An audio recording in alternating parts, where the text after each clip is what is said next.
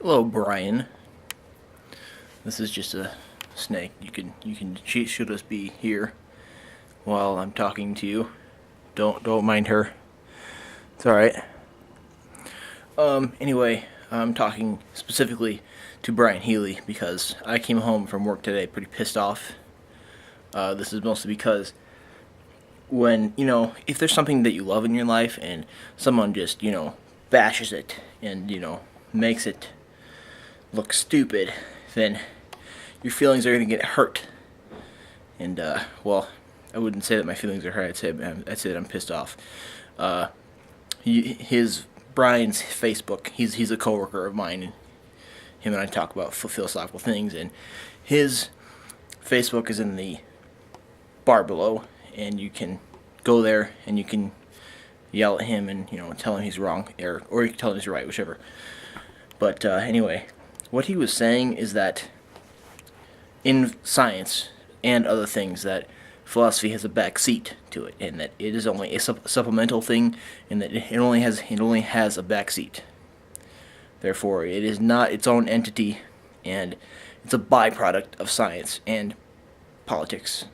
He didn't say politics, I did, but this is what he's saying: is that philosophy is only a backseat thing, and it's supplemental to other more important things like science. Now, I have a few arguments against this. One argument, I'm going to do this as quickly as possible, but one argument I would have is that there is, if you go back to Greek history, there was a rise of reason with the pre-Socratic philosophers and Thales and Heraclitus and Parmenides, who people who like that, who questioned the makeup of the world, who questioned everything.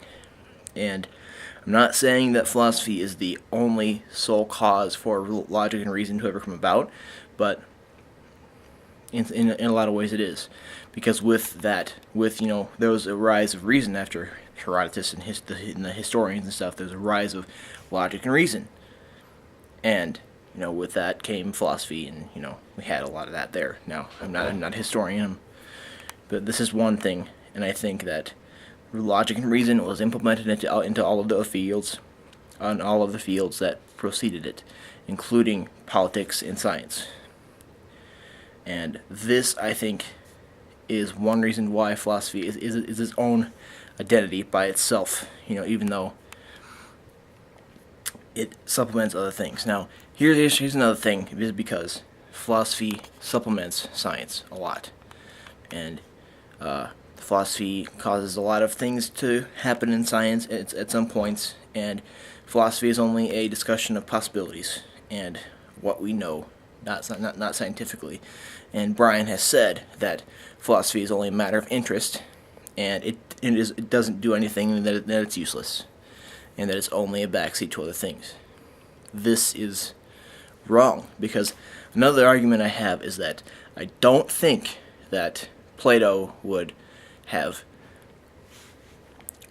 not say there are forms and that they lay in this abstract Platonic heavens. He wouldn't say that just because of scientific and political things going on in Greece. He wouldn't say that. He also would not, Descartes wouldn't have wrote his Meditations just because of science. He doesn't talk about science. He talks about things that science cannot speak to. That's and even though, one thing I'd like to say is that science and philosophy are on their own level, who mesh together and can often help each other in different ways.